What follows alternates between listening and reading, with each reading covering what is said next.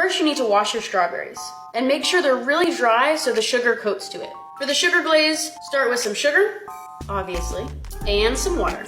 So you just want to swirl the sugar. It's gonna turn slightly amber. It's supposed to reach the hard ball stage. And the reason why it's called hard ball stage is when then you drop it to ice water, it turns into a hard ball. Okay, there's softball stage where it's still kind of tacky when you put it into ice water.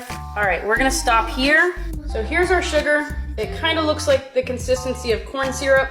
Without a thermometer, it's hard to tell exactly what stage it's at. I'm supposed to stab these with toothpicks. I don't have toothpicks, so we're gonna be using forks. Just cut off the leaves, stab it with the fork, and twirl it around in your sugar. Let it drain off. Look how shiny that is. Now plunge it in ice water. That shine is just ridiculous. I'm proud of myself. Oh gosh, as soon as I say that, something goes wrong. That one's not gonna turn out as pretty.